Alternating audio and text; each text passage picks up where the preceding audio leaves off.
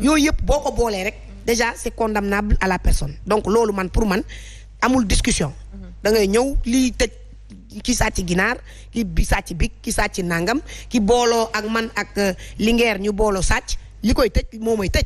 donc je pense que bu ñu lever sa immunité parlementaire yooyu juge bi amul dara lu mu mën a wax mandat dépôt la lay dóor gësam la dugal la ñu lijjanti say affaire moi je pense que c'est ça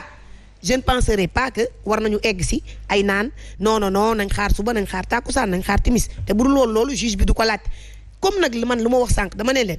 heureusement que le président Macky Sall ne na moom dafa bëgg la manifestation de la vérité mais sénégalais ñoo ko gën a bëgg yàlla na ko yàlla def mais ñun bu ñu xamoon ci dossier bi lu bëri ñun du ñu nekk ñu pour xeex benn collègue mais quand même sénégalais aussi bëgg nañ mu leer bu fekkente ne am na problème passeport diplomatique ñu génne ko wax ko ba mu leer su fekkee amul ñu xam ne amul ñu procédé ci chef d'accusation yi ci des bu fekkente ne ñoom la yoon teg leen bu fekkente ne du moom ñoom yoon setal leen mais quand même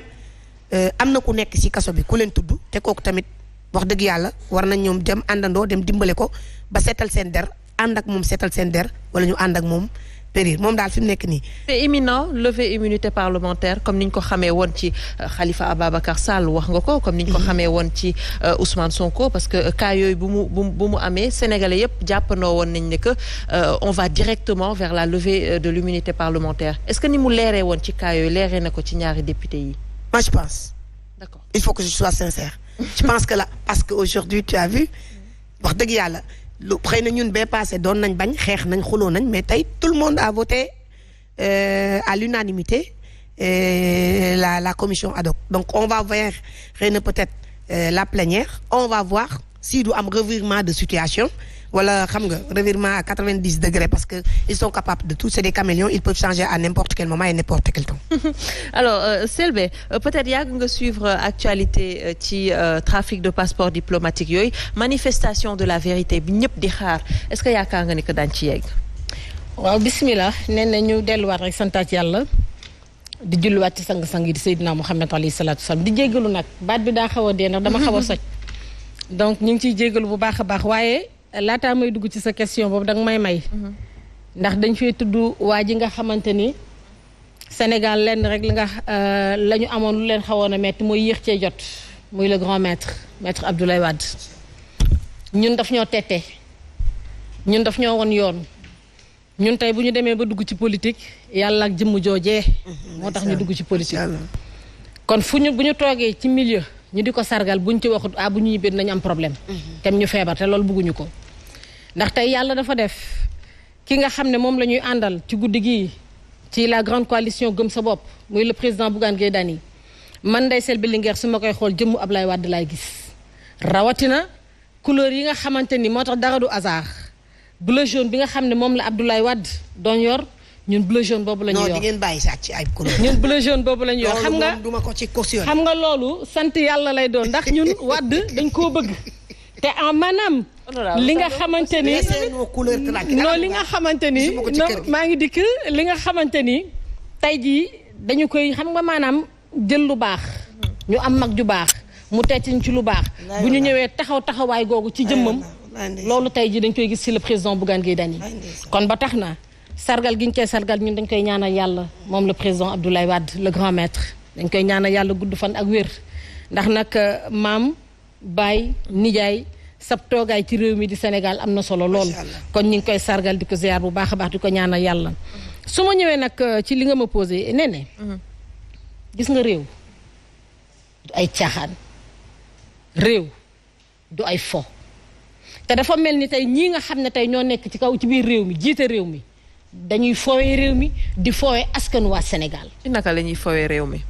ci nan xoolal tey ni réew mi di doxee tey ñu naan mbiru passeport diplomatique ci ñan la xewee ci président Macky Sall régime am mbiru faux billet ci ñan la xewee ci président Macky Sall ci régime am te à chaque fois. kumba bu am ndey passeport diplomatique quand même du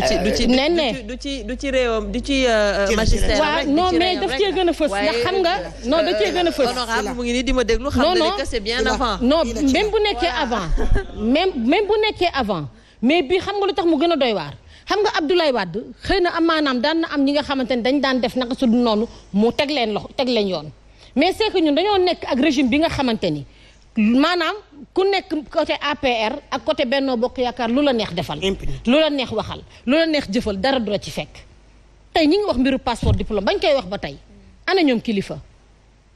ana ñoom Simon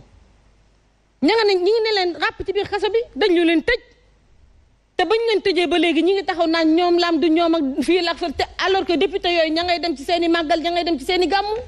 donc xam nga dafa am 2 poids 2 mesures kon réew dafa am noo xam ne noonu lañ koy yore ba tax na ñun de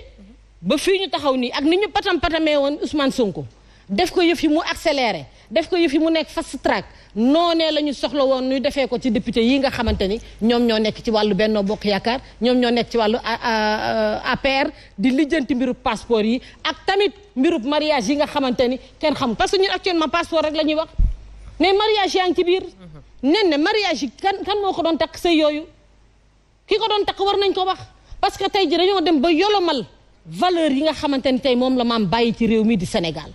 régime bii dañoo dem tey ba yolomal dignité jomm fulla fayda gi nga xamante ni loolu la maam bàyyi woon fii ci réew mi di Sénégal kon ñun dañuy waxaat rek am nañu yaakaar nag ne donte yéex na waaye nag dinañu def lépp mu jaar ci yoon ba nga xamante ni yoon dina tranché lii dëgg. d'accord ndax gëm nañu suñu justice su réew. sëñ Saliou peut-être teg nañ benn pas pour jëm ci éclater carrément la vérité xam naa laata ñu wax ci assemblée bi laata ñuy dem ci investiture yi tas coalition yi en tout cas. Sur l'Assemblée nationale. Oui, bien sûr. D'accord. Mais affaire au passeport diplomatique yi je crois que ça fait presque plusieurs émissions ñoo ngi ciy wax man li ma doon wax rek mooy dans un premier temps affaire bi mi ngi xewee au niveau du ministère des Affaires étrangères parce que ñoom ñooy délivrer passeport yi donc ce qui est sûr et certain mooy enquête administrative dafa waroon njëkk a am au niveau du ministère des Affaires étrangères loolu dafa war a am forcément parce que le ministère de Aïssata Tall Sall est complètement éclaboussé dans cette affaire-là ñoom dañ ci laal lépp parce que ñoom ñooy délivrer passeport ñoo koy signé donc bu fekkente ne moom au niveau de son service dañ leen a tuumaal ci loolu bala ñuy wax assemblée moom dafa war mener une enquête administrative ba pare et da am na nu mu doon demee tey duñu sax egsi fii bu fekkoon moom defoon na saisine au niveau du procureur de la République parce que aussi am na lu ko yoon may pour mu mën fa jaar ba def loolu mais elle l'a pas fait elle a essayé de jouer avec les Sénégalais pour jëm war ne moom laalu ci alors que son ministère est impliqué mais me préciser à l'endroit de Selbé et de Mame Diarra que l'affaire des passeports ça transcende même le régime du président Wade jusqu'à Diouf les passeports chinois yi je crois que ñëpp dégg nañ ko fii à partir de 1996 combien de passeports on a donné à des Hongkongais combien il y en a plusieurs en 2000 quand Wade prenait le pouvoir presque am na 3000 passeports yoo xamante ni il fallait nécessairement ñu xool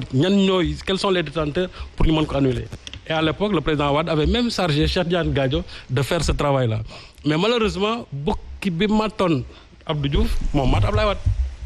parce que une fois installé au pouvoir lui aussi il a usé de ses passeports diplomatiques comme c'est pas possible hein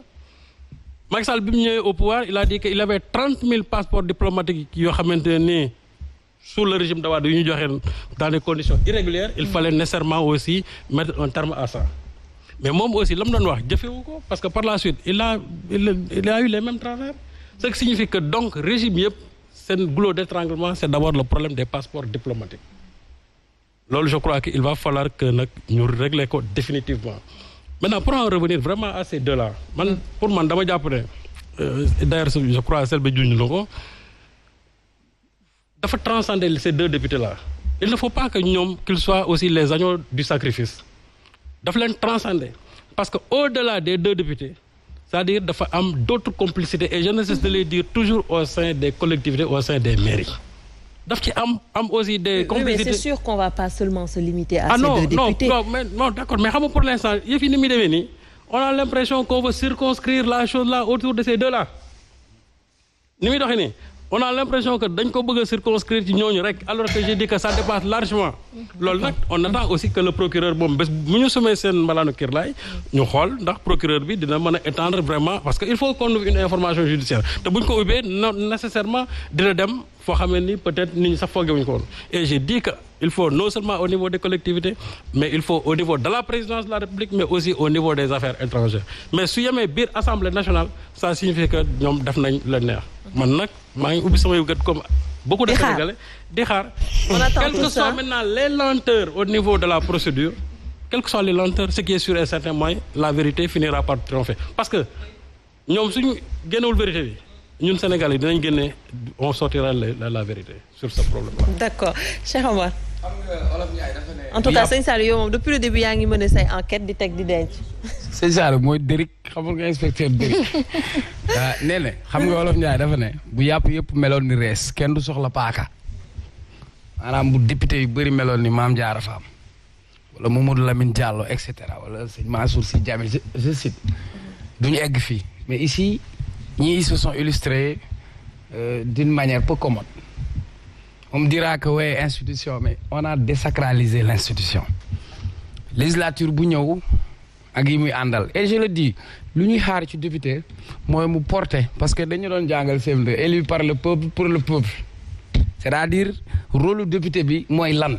je vais entendre le député de Saraya se battre avec le ministre de la santé pour lui dire que dans ce budget on a besoin d'avoir poste de santé wala ambulance je vais entendre député Pikine mu taxaw biir assemblée ne ñun amuñu caserne sapeur pompier je vais entendre député jamono ji ñu woo la ministre Mamadou Talla woo ko ne ko les abris provisoires budget bi ñuy voté fan la jëm